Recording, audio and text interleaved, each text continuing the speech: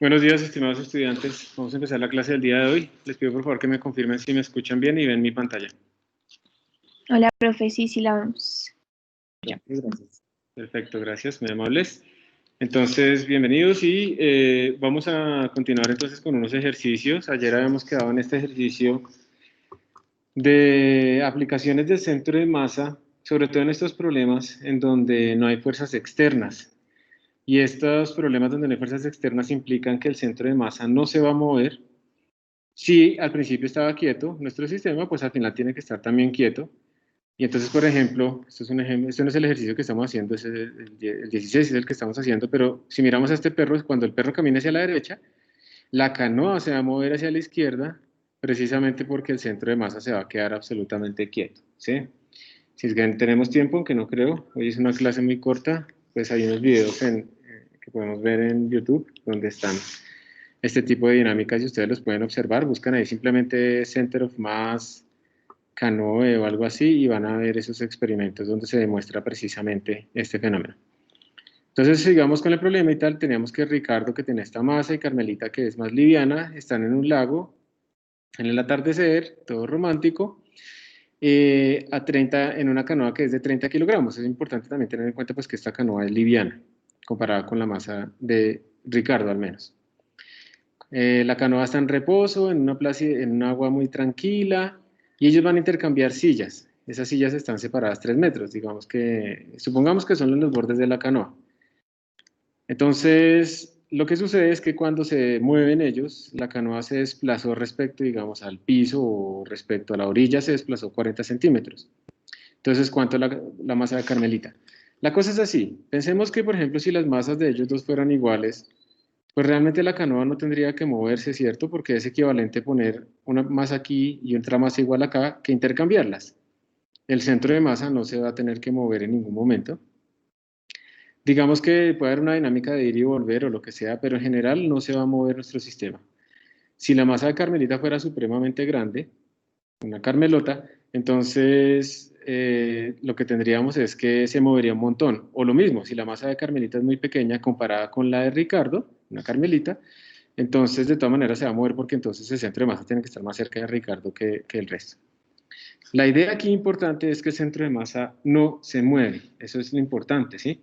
Y a partir de eso es que vamos a hacer este problema. Yo voy a hacer unos dibujos para que nos quede más claro, pero antes de comenzar a hacer esos dibujos feos, voy a escribir pues, lo que les estoy diciendo. Nosotros recordemos que la posición del centro de masa es igual, en este caso serían 3 masas, ¿no? M1, R1, más M2, R2, más M3, R3. Estamos diciendo Ricardo, Carmelita y la canoa también. Todo sobre la masa. Y pues estas posiciones se tienen que escribir respecto a cierto sistema de coordenadas. Si yo derivo esto, tenemos que la velocidad del centro de masa pues es igual, y otra vez M1 por V1, más M2 por V2, más M3 por V3, sobre la masa. ¿Está bien? Y así sucesivamente. Yo también puedo sacar la aceleración del centro de masa, derivando todo esto. Entonces, M1 a 1, más M2 a 2, más M3 a 3, y todo esto sobre la masa. Así podemos sacar siempre posición, velocidad y aceleración del centro de masa. Lo que estamos diciendo es que al inicio pues ellos estaban quietos y al final pues también van a quedar quietos. Entonces lo que tenemos es que no hay velocidad neta. Y si no hay velocidad neta, digamos la velocidad del centro de masa promedio es 0, pues esto lo que quiere decir es que el cambio en la posición del centro de masa pues tiene que ser nulo. Y esta es la clave. El cambio en la posición del centro de masa tiene que ser nulo. Realmente lo que tenemos nosotros es que la aceleración se nos vuelve 0, pues porque no hay fuerzas externas. Entonces la aceleración del centro de masa es 0. Y al final lo que tenemos pues es este intercambio, esta conclusión. Centro de masa no se va a mover. Entonces esta es la clave de este problema. Y ahora sí voy a hacer esos dibujos, a ver si me pueden facilitar un poco la explicación de lo que les quiero mostrar. Entonces voy a hacer la canoa. Voy a suponer que esta es como mi canoa, este rectángulo. ¿Listo?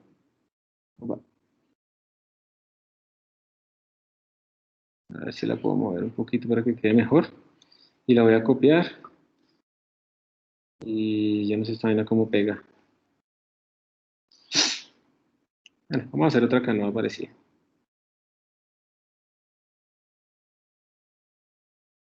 Ahí. Listo. Entonces voy a pintar la canoa en las dos posibles ubicaciones de nuestro problema. ¿Listo? Entonces vamos a hacerla aquí y esta canoa la voy a poner así. La que está arriba es el inicio, la que está al final.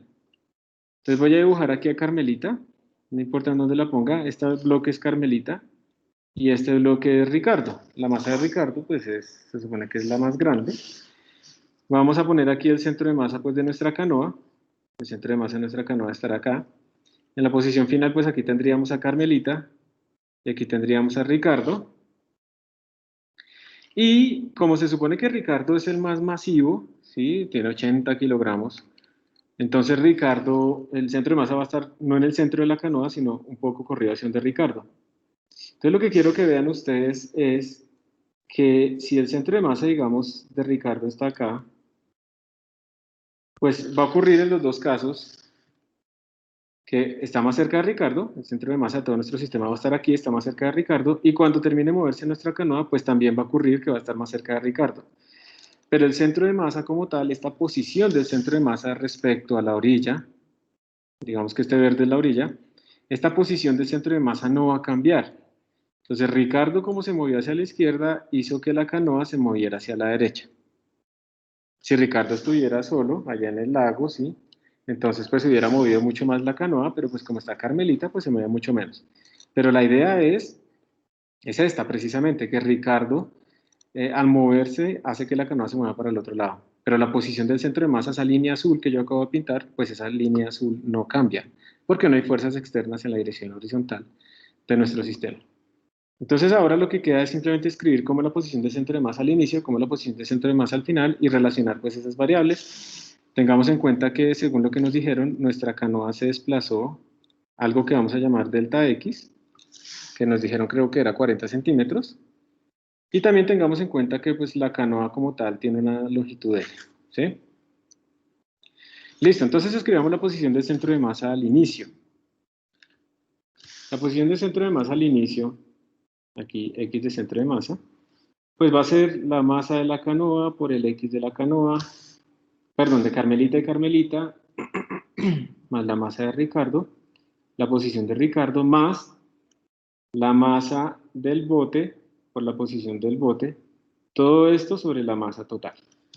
Entonces aquí yo qué estoy queriendo decir, estoy midiendo todo respecto a la orilla, entonces la X de Ricardo pues es esta es X, perdón, de Carmelita, la X de Ricardo pues sería hasta acá, X de Ricardo, ¿cierto? Eso es lo que estoy diciendo, las posiciones de los centros de masa de cada uno de ellos, y esto es X del bote.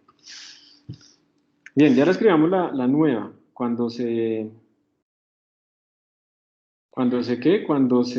movió nuestra canoa, entonces ¿cuáles son las coordenadas nuevas?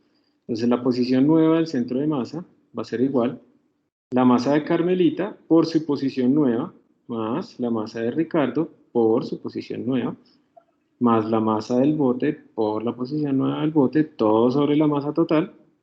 Y ahora lo único que nos queda es como tratar de relacionar estas X primas con las X antiguas. Y recordemos que como estamos midiendo esta X del centro de masa respecto al mismo sistema de referencia, o sea, respecto a la orilla, pues esas dos son iguales. Entonces, aquí viene una cosa importante y es, ¿cómo puedo relacionar yo, por ejemplo, X de Carmelita con el X antiguo? El X nuevo de Carmelita sería toda esta flecha. Este es el X nuevo de Carmelita. ¿Cómo podría yo escribirlo en términos del X antiguo de Carmelita? Entonces, era esta línea, este era el X antiguo, y el X nuevo está por acá. Entonces, díganme ustedes si están de acuerdo con que el X nuevo de Carmelita se podría escribir como el X antiguo, que sería hasta este pedacito, le sumo delta X y le sumo L. ¿Qué dicen? ¿Sí se podrá escribir así? ¿Sí estará bien o no? Sí, pues no. ¿Cómo? Pues yo digo que sí. Se parece que sí, ¿cierto? Entonces sería el X nuevo, estamos diciendo que el X nuevo, o sea, esta esquina, será igual al X antiguo de Carmelita más delta de X más L. Entonces sí tiene cara. Ahora, el X de Roberto. Si era Roberto, ya no me acuerdo el nombre, creo que sí. El X de Roberto, ¿qué sería? Miren, el X nuevo de Roberto es, pues es este, ¿cierto? Este sería el X nuevo de Roberto. Y lo queremos comparar con el X viejo de Roberto. Entonces miren que el X viejo de Roberto pues era toda esta distancia. Si le restamos L, nos vendríamos para acá y nos faltaría sumarle delta X para que quede aquí en el X nuevo de Roberto. Entonces sería el X viejo de Roberto, el nuevo de Roberto sería el X viejo menos L más delta X. Y con eso ya estamos parados aquí. Y faltaría el de la canoa, el del bote. El X nuevo del bote, recordemos que el viejo era aquí y ahora el nuevo es acá. Y este pedacito pues es el mismo delta X, lo que se desplazó la canoa. Entonces ese sí es fácil, más delta X. Y ya teniendo todo esto, pues nosotros simplemente igualamos el X del centro de masa viejo con el X del centro de masa nuevo.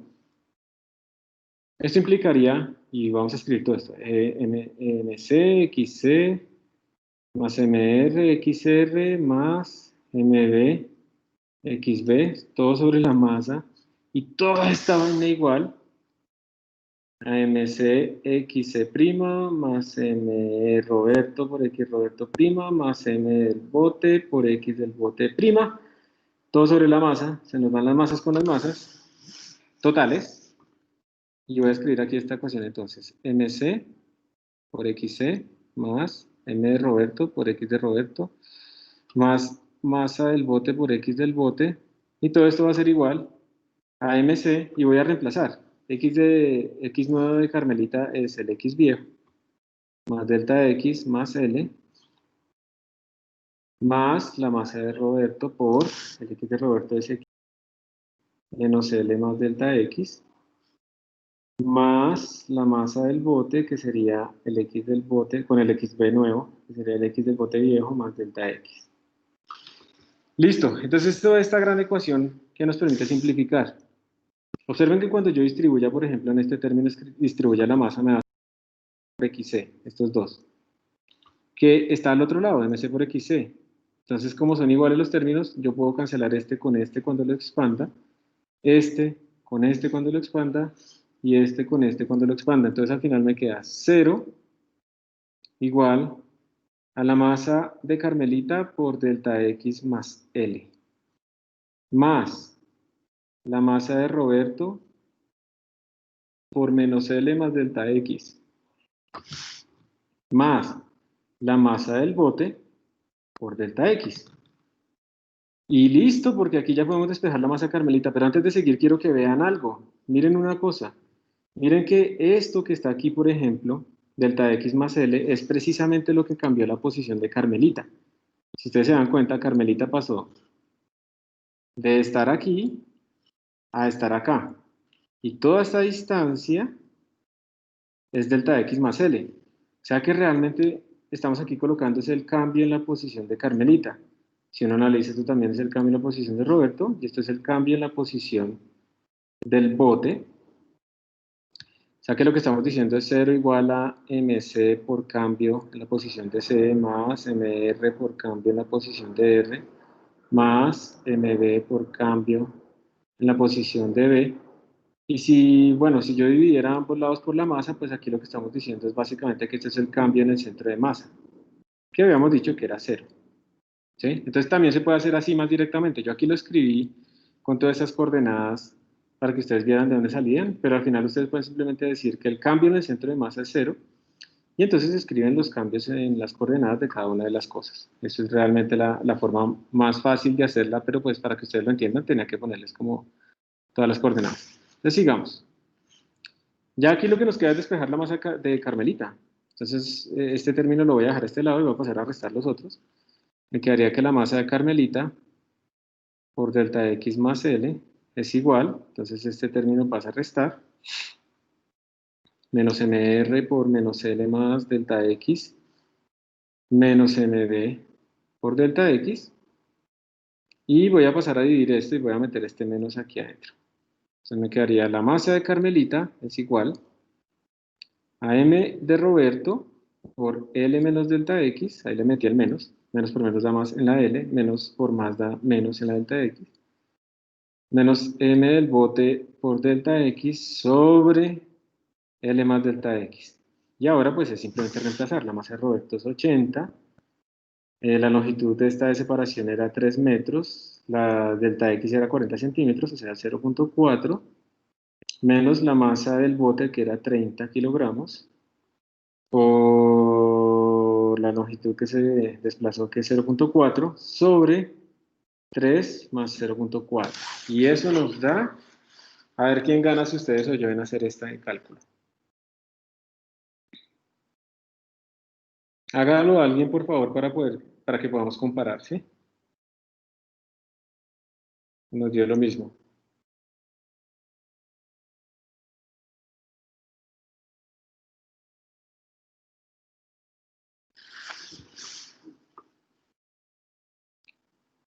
¿Cuánto les dio? 65,7. A mí me dio 57.64. A mí también me dio 67.65 cuando lo aproximo. Necesitamos otra persona que nos desempate. Profe, a mí también me dio 57.65. Listo. Entonces debe ser por ahí algún signito que quedó mal, yo creo, en la primera opción. Y esta es la masa, entonces ya listo, podemos despejar a Carmelita. ¿Esto qué es lo que quiere decir? Que si el bote se movió 40 centímetros, pues Carmelita tenía que pesar esto. Si Carmelita pesara más, tuviera más masa más bien, el bote probablemente se mueve menos. Porque pues digamos que si al final las masas de Carmelita y de Roberto fueran las mismas, pues el bote realmente no se desplazaría de forma neta nada respecto a la orilla, porque es lo mismo tener 80 y 80, uno a la izquierda y el otro a la derecha, o uno a la derecha y el otro a la izquierda, da igual. Y también es importante ver que si la masa del bote fuera muy grande, cuando vengamos por acá, si la masa del bote fuera como muy grande, entonces realmente no se va a desplazar tanto. Si el bote es muy pesado, pues esto no se va a observar fácilmente. Si el bote es liviano, se va a observar mucho. Entonces los videos que ustedes pueden ver en YouTube son como personas caminando en tablas de surf, que son tablas livianas, ¿cierto?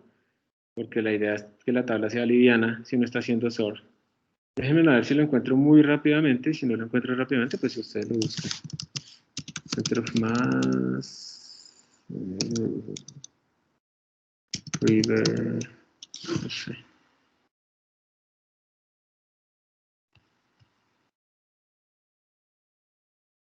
Ah, aquí está. ¿Qué belleza este? Esperen si 5x2. Bueno, que se llama, es que Ian Page. Listo. Les voy a compartir la pantalla.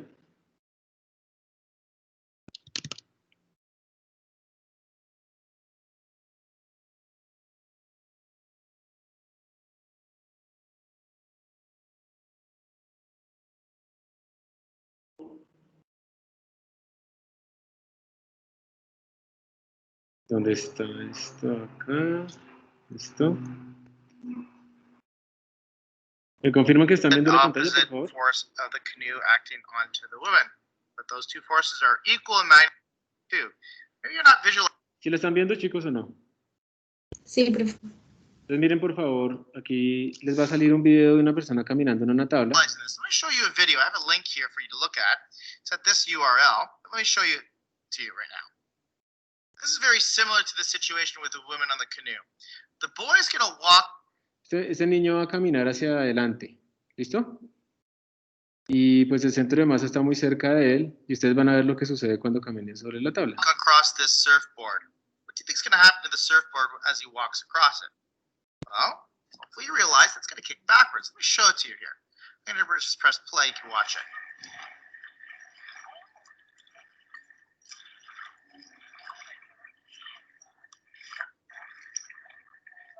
Okay, so did you notice that when the boy walked across the paddleboard kicked backwards and the boy moved forwards?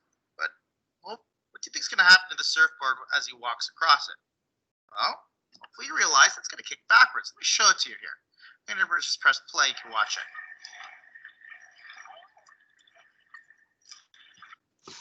Bueno, entonces ahí yo creo que ya les queda bastante claro que este fenómeno es completamente real y la causa de esto entonces es que como no hay fuerzas externas, el centro de masa pues no se nos va a mover y se va a quedar en su posición. ¿Está bien? Entonces ahí les mostré la solución, digamos, detallada. Hay varias formas de hacerlo, hay personas que utilizan posiciones relativas o lo que sea. Ya sabemos que no importa aprenderse una forma, lo importante es entender lo que estamos haciendo. Y pues esta era la manera de resolver este problemita del centro de masa. Vamos a mirar otros problemas. Profe, una pregunta. ¿Sí? En la- usted dijo que llega a la solución mucho más fácil antes, o pues eso fue lo que entendí, pero Si uno lo hace utilizando los desplazamientos relativos, si uno lo que hace es aplicar esta condición de que el centro de masa no se mueve, espera ya la rayo.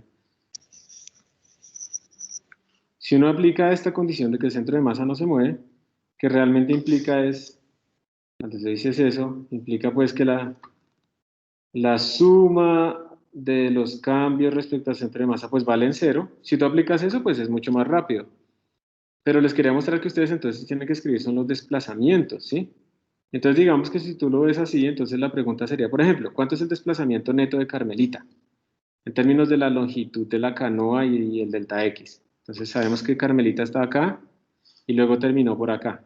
Entonces el desplazamiento neto es toda esta distancia, que es fácil de sacar, ¿cierto? El desplazamiento neto es posición final menos posición inicial. Sería simplemente L más delta X. Ese es fácil, ¿cierto? ajá. Pero por ejemplo, si yo te pregunto el desplazamiento neto de Roberto, es decir, Roberto está aquí, al final, y él arrancó acá, al inicio. Entonces, el desplazamiento neto, pues es evidentemente este pedacito. Es posición final menos inicial, tiene que ser negativo, porque la final es más pequeña. ¿Y cómo lo escribirías? Ese desplazamiento, esta que tenemos acá. Ok. Entonces ya no es tan fácil, ¿cierto? Pero sí es fácil. Simplemente sería, pues, la longitud total de la canoa y le restamos el delta X. Sí, ¿Cierto? Que es precisamente lo que estamos diciendo acá. Entonces, sí es que son desplazamientos netos. Y para el centro de la canoa empezó aquí y terminó aquí. Entonces, ¿cuánto es este desplazamiento? Pues es lo mismo que se desplazó la canoa respecto a la orilla, que es delta X. Por eso el desplazamiento de la canoa, pues es delta X. El delta X que nos dijeron. Entonces, ya cuando uno lo piensa en desplazamientos es más sencillo, pero hay que tener cuidado con los signos. no, ok. Entonces, eso es más directo, no tiene que hacer toda esta transformación que yo hice acá. Simplemente es eso. Y Bueno, todo, o sea, mi pregunta era si daba los 57 puntos eso.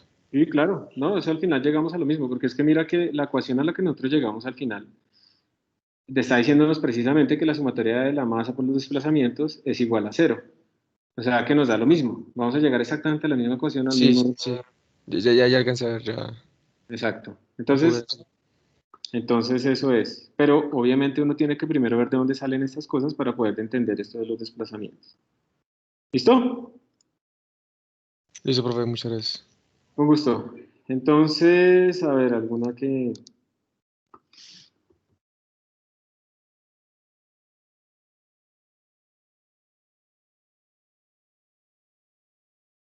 Miremos este 20, a ver cómo lo podemos resolver. No lo he hecho nunca. Vamos a ver si no me estoy metiendo en una camisa de 11 horas.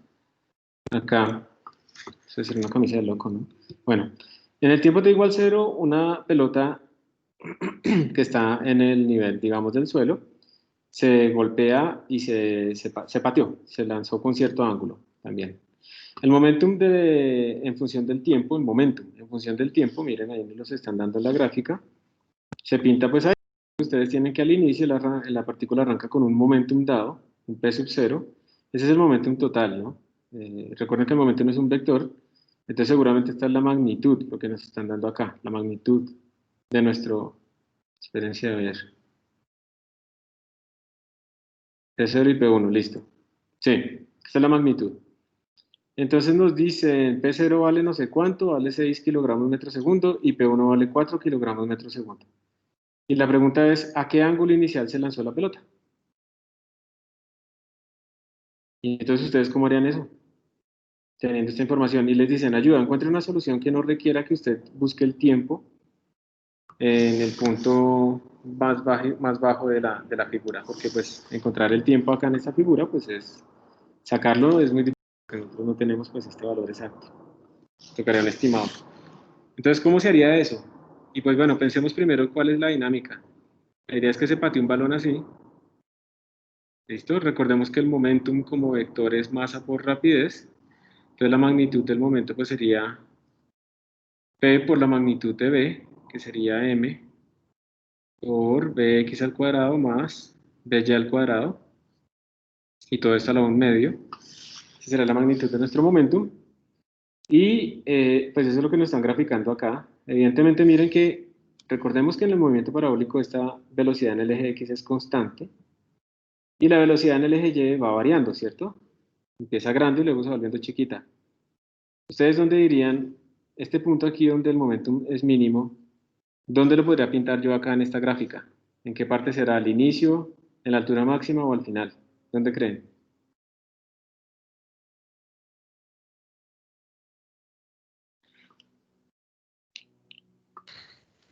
¿Qué, profe? El momentum. El momentum aquí, la norma del momentum es más pequeña en este punto.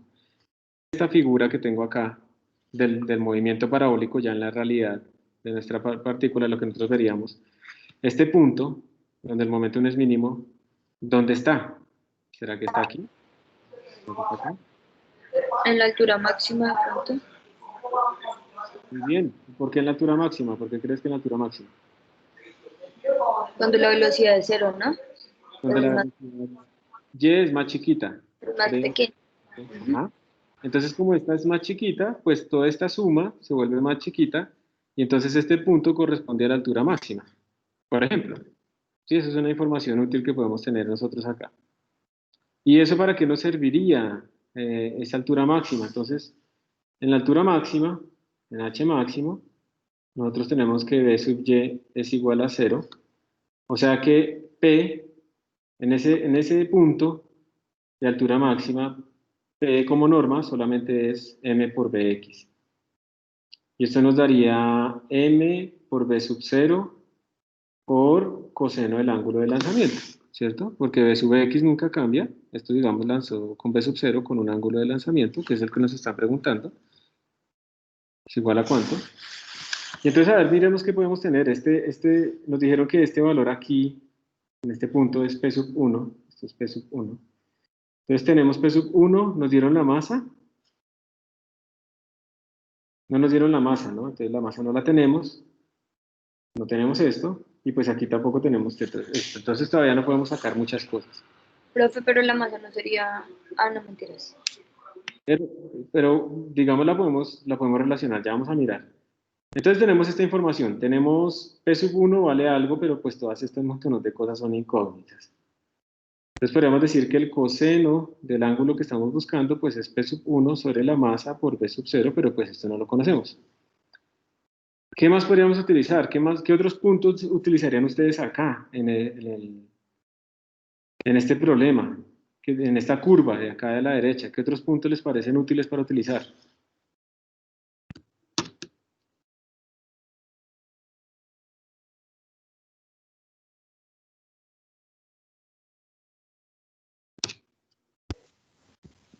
Profe, el primero, porque sabemos como el primer momentum y podríamos sacar la velocidad inicial.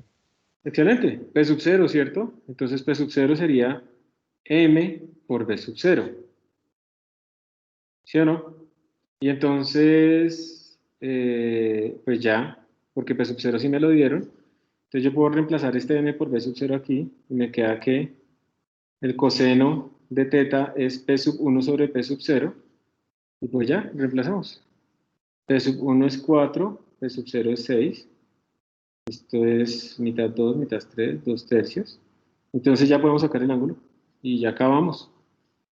Coseno de teta igual a 2 tercios, o sea que el ángulo es al coseno de esto, y vamos a ver a ustedes cuánto les da y cuánto me da a mí en grados, por favor.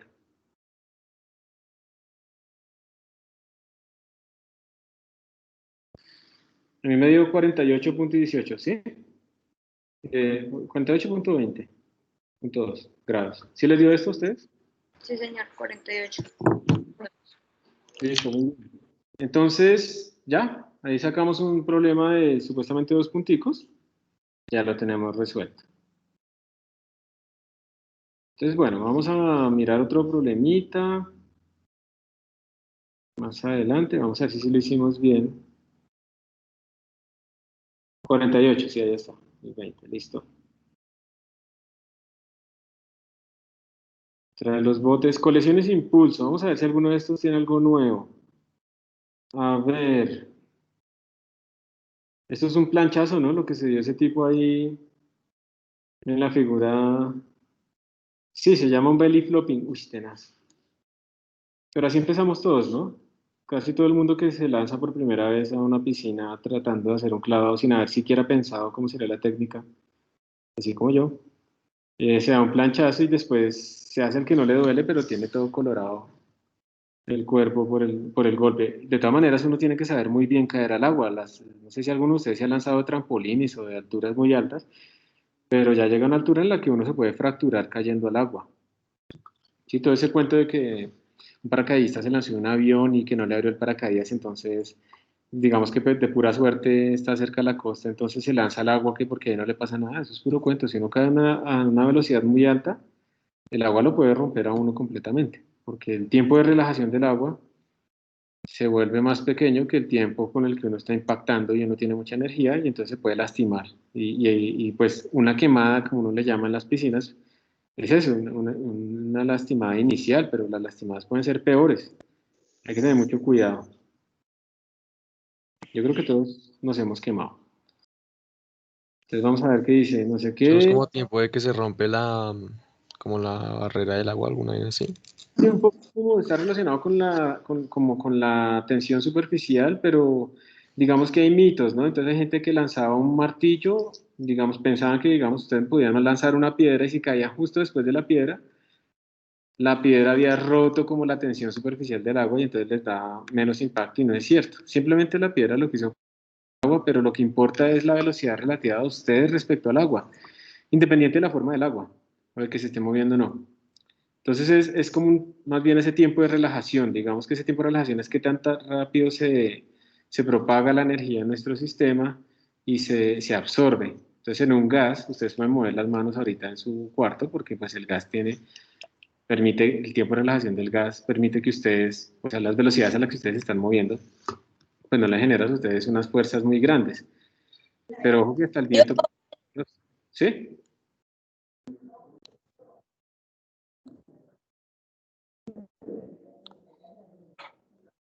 Bueno, entonces, ahora, ¿por qué ese tipo se estaba lanzando de esa manera? Así, porque si él se lanza de clavado, observen que el agua es que tiene solamente 30 centímetros de profundidad donde se está lanzando él. Entonces, ¿ustedes qué creen? ¿Qué pasaría si se lanza como un clavado o se lanza a caer verticalmente? ¿Qué le pasaría?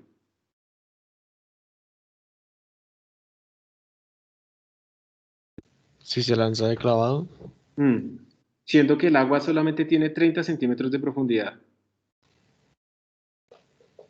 se mata. Se mata, se va contra el suelo y se rompe, ¿cierto? Sí. Uno también sabe eso, cuando uno salta en una piscina pandita y pues uno cae al suelo y pues uno se pega, ¿cierto? Se pega duro.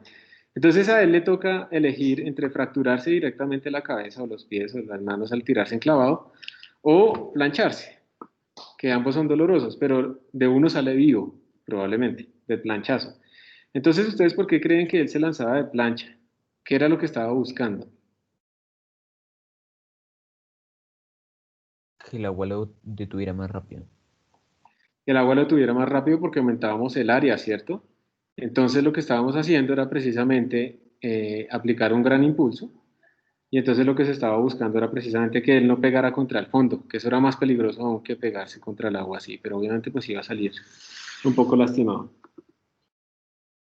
Entonces dicen, los espectadores están muy emocionados porque va a haber un salto desde los 12 metros a una profundidad, digamos, del agua de 30 centímetros. Asuma que esta persona para justo exactamente en el borde del agua y estime una masa cualquiera, encuentre la magnitud del impulso debido al agua.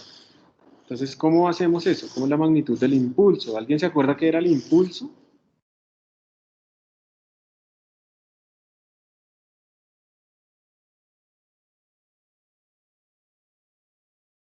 Aquí el impulso era el cambio de momentum, era un vector. Lo vamos a hacer aquí solamente en dirección vertical, entonces vamos a hablar del impulso en el eje Y. No, esto no. Igual pues al cambio de momentum en el eje Y, me voy a quitar esa flecha, sería m por p final menos m por p inicial. El p final se supone que es 0, y entonces el impulso va a ser simplemente menos m por p inicial. Entonces tenemos que estimar cuál es el p inicial, lo que estoy diciendo. Esta n, perdóname, esta m no no va acá. Entonces tenemos que el impulso en el eje Y es menos el p inicial, que sería menos la masa por pues, la velocidad inicial que él tiene. Entonces tenemos que estimar a qué velocidad llega esa persona cuando cae 12 metros. ¿Sí? Tenemos que estimar eso. Entonces miremos a ver. Esto es caída libre, ¿no? Entonces aquí tenemos que él arranca desde el reposo, v igual 0, y aquí va a llegar una v final que no conocemos. Eso lo podemos hacer por caída libre, lo podemos hacer por energías. Yo lo voy a hacer por energías, él tiene una altura, ¿cierto? Entonces voy a decir que toda esa energía cinética inicial se va a convertir en energía cinética, toda esta energía potencial gravitacional inicial se va a convertir en energía cinética al final. mv final cuadrado sobre 2, se me da la masa, y me queda que esta v final es igual a raíz de 2 por g por h, entonces esto me daría menos m, y como esto va hacia abajo, esta velocidad también le pongo un menos, sería raíz de 2 por g por h, entonces esto al final me queda masa por raíz de 2 por g por h. Entonces, calculemos cuánto es esto. Hagamos un estimativo. Digamos que el señor pesa, no sé, como yo, 75 kilos. Por raíz de 2 por 10. Bueno, por 9.81. Por la altura que es 12 metros. Y a ver cuánto nos da.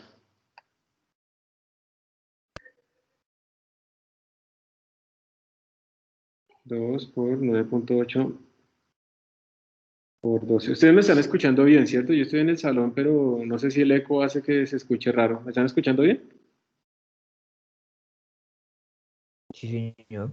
Sí, profe, se escucha bien. Listo, gracias. Entonces tenemos esto, mire, tenemos, esto me dio 1150 kilogramo metro sobre segundo, ¿sí? Esto me dio el impulso. Entonces uno dice, bueno, listo, eso dio, pero pues no sé, no queda como muy claro qué significa eso, ¿cierto? Entonces sería como útil ponerle más que, ponerle como más cosas, no sé, como más intuición a esto. Entonces, pensemos lo siguiente, se supone que él después se va a frenar. Aquí tenemos una velocidad que nos dio, ¿cuánto fue? Nos dio raíz de 12h, ¿sí? Y luego aquí esta velocidad vale 0 y que esta distancia es 30 centímetros. Entonces ya tenemos el impulso, ¿cierto? Entonces una pregunta sería, bueno, teniendo este impulso, ustedes saben que el impulso pues es el cambio de momentum, y el cambio de momentum pues es como la fuerza promedio por un delta de tiempo. Entonces yo lo que quiero es como calcular esa fuerza promedio para que ustedes se den cuenta el dolor tan terrible que sintió él. Entonces tenemos que estimar este delta T. ¿Cómo lo haríamos?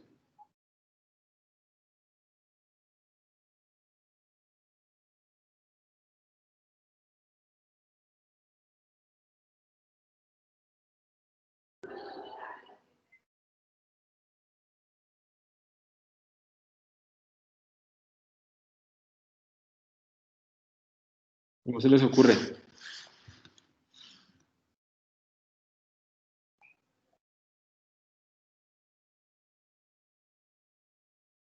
Pero no sé, mirando Tenemos la a... altura, profe. Sí, tenemos estos 30 centímetros. Mm, Pues de Entonces, pronto viendo pues con la aceleración de la gravedad, cuánto se demora entre el punto en que inició y caer Puede ser, hasta el lago. sí, puede ser, aunque eso estaría ignorando el agua, pero digamos que lo podemos hacer por ahí. Podríamos de pronto de acá de estas dos cosas calcular como una aceleración efectiva, utilizando la cinemática. ¿Se acuerdan de esa ecuación que se decía b final al cuadrado es igual a b inicial al cuadrado más 2a por la distancia recorrida? Entonces en este caso sabemos que esto vale 0. Tendríamos 0 igual a b sub 0 al cuadrado, que sería 2g por h, más 2 por aceleración por 30 centímetros, que sería 0.3. Y entonces de aquí podríamos sacar como una aceleración efectiva.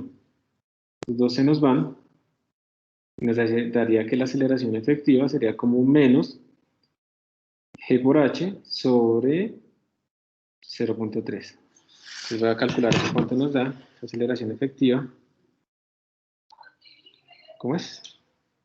G por h, 9.81 por 12 sobre 0.3. Esto nos da 392.4.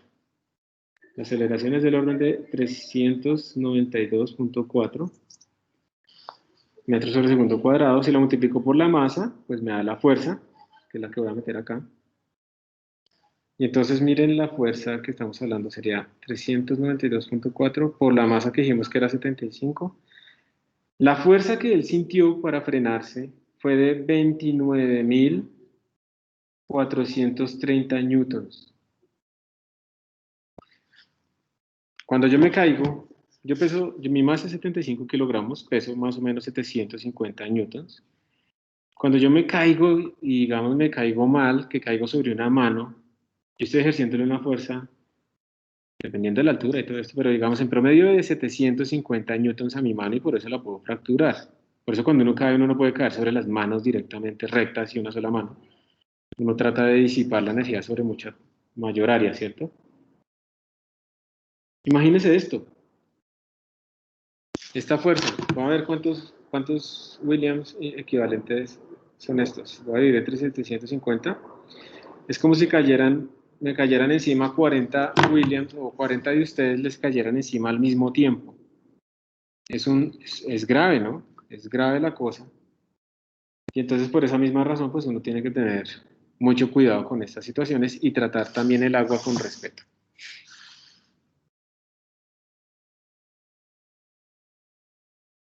No sé si se están dando cuenta, pero cuando tenemos a la mano lo del impulso y todo este tipo de cosas, podemos como que sacar más información de nuestros sistemas, más que lo que hacíamos antes. Vamos a mirar aquí un problemita de estos. A ver.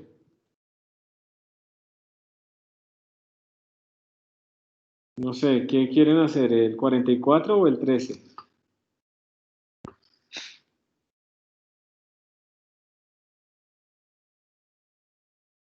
Ambos. No sé si alcancemos, solamente uno. Vamos a hacer otro de los si quieren. 44, profe, entonces. 44, listo.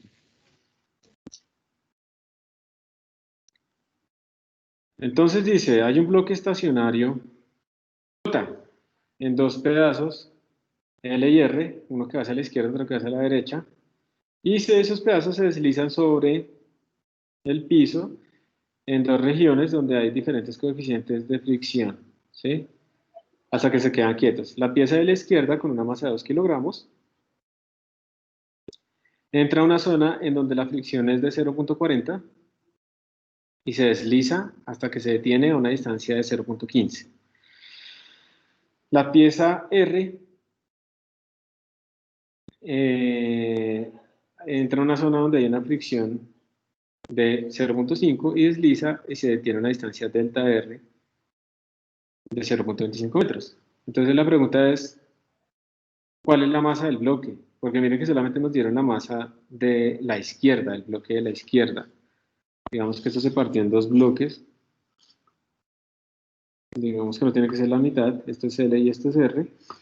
Nos están preguntando básicamente cuánto es la masa del bloque de la derecha.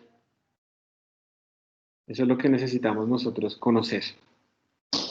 Sabemos que el bloque de la derecha recorrió una distancia de R, el bloque de la izquierda recorrió una distancia de L. Y entonces, ¿qué hacemos? ¿Qué creen ustedes? ¿Cómo podríamos proceder acá?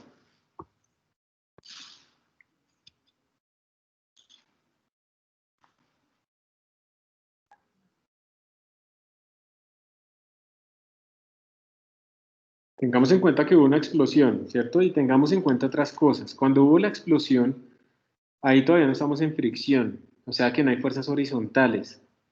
Cuando no hay fuerzas horizontales, cuando no hay fuerzas, ¿qué se conserva? La energía. Puede ser también, aparte. ¿Y qué más? El momento. El momentum. Directamente, cuando no hay fuerzas horizontales, el momentum se conserva, bueno, en la dirección horizontal. Si hay fuerzas verticales, pues en la dirección vertical. Entonces, nosotros podríamos pensar que al principio, pues tenemos un bloque que es estas cosas, que está quieto, y cuando se explota, pues se tiene que conservar el momentum. El momentum inicial, pues vale a cero, estamos hablando de la dirección horizontal, y el momentum final. ¿Y el momentum final a qué será?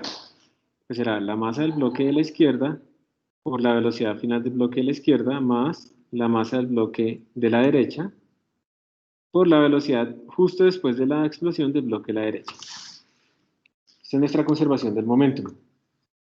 A nosotros nos dieron esas velocidades, pero aquí tenemos pues esta relación. Digamos que uno podría decir entonces que la velocidad del bloque de la izquierda es igual a menos la masa del de la derecha por la velocidad del de la derecha sobre la masa del de la izquierda.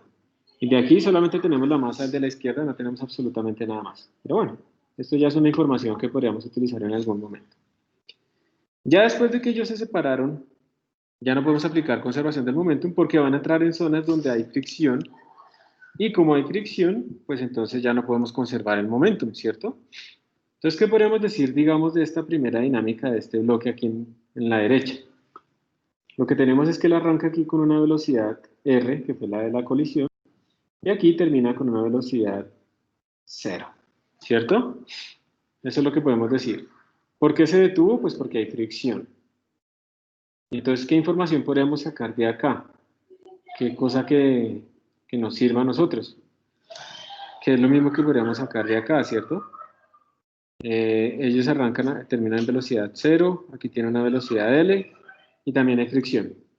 Entonces, no sé, voy a empezar a mirar en el lado izquierdo, que es donde, digamos, puedo sacar algo de información. Vamos a ver qué podemos sacar. Si yo tengo mi bloque por aquí, pues tengo una fuerza normal, tengo aquí un peso, y tengo una fuerza de fricción que está haciendo esto. Lo está deteniendo. Como no me dieron tiempos, voy a utilizar esa ecuación de la cinemática. También lo podemos hacer por energías, también obviamente, nos da lo mismo. Voy a utilizar la ecuación de la cinemática que nos decía que V final al cuadrado era igual a V inicial al cuadrado más 2 veces aceleración por distancia recorrida,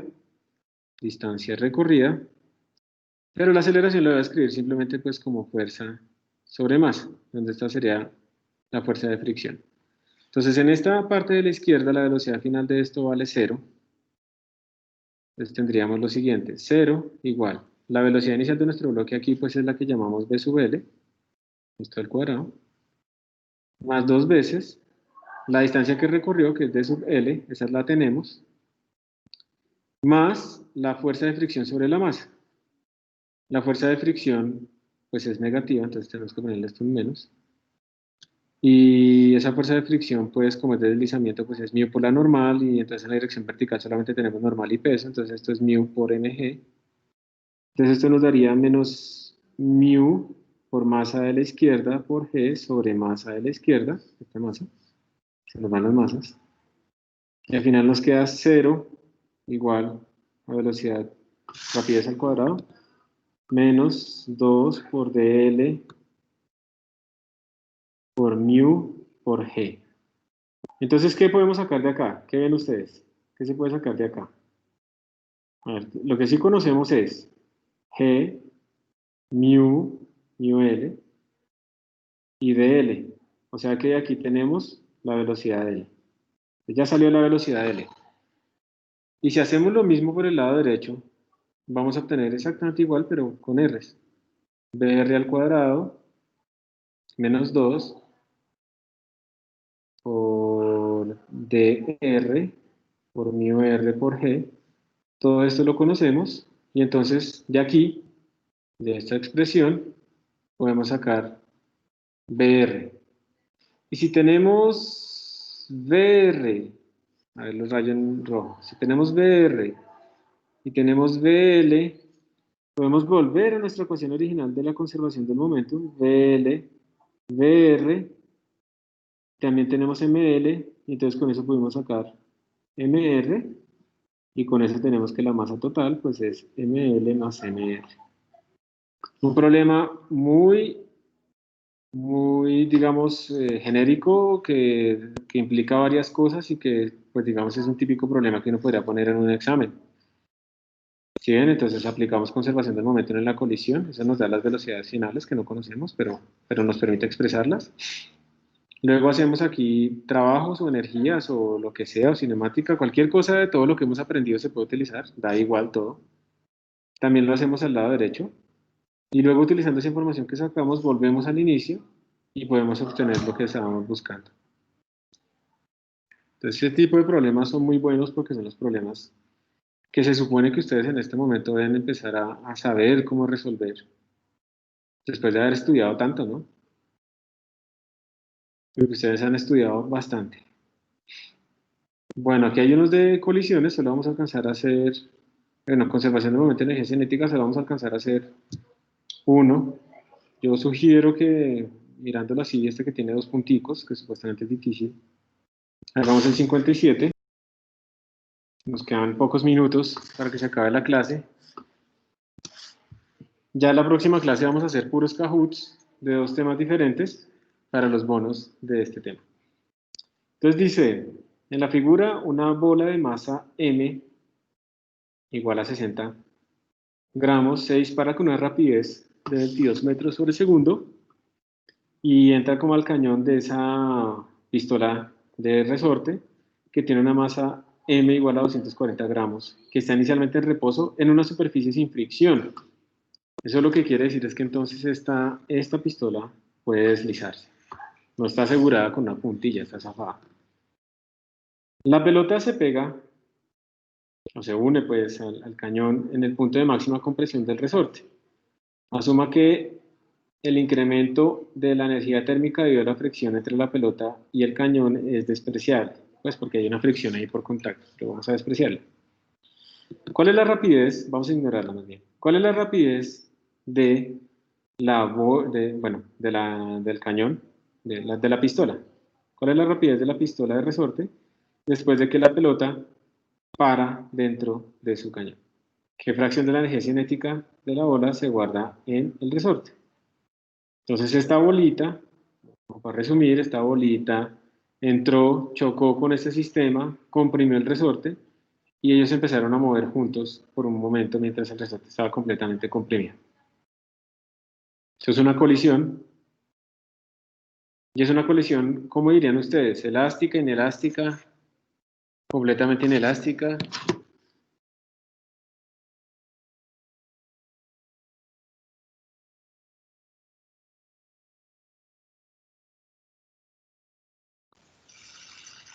Yo creo que eso depende de la constante del resorte. ¿Por qué crees que depende de la constante? O sea, que si fuera chiquita, sí, y si no, no. ¿O algo así? Sí, no sé, de pronto como que lo hace con más impulso en la ida y luego en la de vuelta con menos o algo así. Ah, bueno, es que tú estás pensando en el rebote, listo. Idealmente aquí no estamos pensando en el rebote, estamos pensando solamente en la primera parte en la que comprimió el resorte y ya está. ¿Listo? Entonces estamos suponiendo que la pelota llegó y entró y como que comprimió el resorte y la pelota se quedó acá y el resorte quedó súper comprimido y estamos pensando en ese punto. En ese punto cuando pasó eso, pues todo este cuerpo, todo este sistema se tiene que estar moviendo en esta dirección, a una cierta velocidad. Pero como tal, pues nuestra energía cinética, parte de esta energía cinética se va a almacenar en el resorte, ¿cierto? Entonces la energía cinética no se va a conservar como tal. La energía total sí, pero la energía cinética no.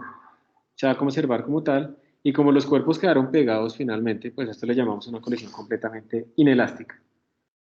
Pues recordemos que nuestras colisiones, cuando solo hay fuerzas internas, el resorte es una fuerza interna, nuestras colisiones, cuando solo hay fuerzas internas, se conserva el momentum. Entonces lo que podemos decir es que momentum inicial es igual a momentum final. El momentum inicial es menos m por vi, y esto nos va a dar el momentum final de todo el sistema cuando se mueven todos unidos a esta rapidez, que sería m más m por v final. O sea que la velocidad final a la que se va a mover todo el sistema, velocidad final, por conservación del momentum, pues va a ser menos m por vi sobre m más m. Y ya porque aquí tenemos absolutamente todo, tenemos estas masas, tenemos también esta rapidez inicial, entonces tenemos nuestra velocidad final. Y pues ya, esa es la rapidez a la que se está moviendo instantáneamente en ese momento todo el cuerpo, en donde están todos, digamos, unidos. La parte B nos dice que qué fracción de la energía cinética de la pelota se almacena en el resorte. Entonces, pensemos cuánto es la energía inicial total. La energía cinética total inicial es simplemente m por vi al cuadrado sobre 2. Energía cinética total final, pues todos están moviendo al mismo, ¿a qué? A la misma rapidez, entonces sería m más m, todos están unidos, sobre 2, por esta rapidez final al cuadrado. Esta rapidez final al cuadrado. ¿Listo? Y entonces, bueno, yo puedo reemplazar, ¿será que sí tiene sentido que me ponga a hacer todo esto? Bueno, no, bueno, yo puedo reemplazar, esto me da un número, esto me da otro número, y esto pues obviamente me da un número.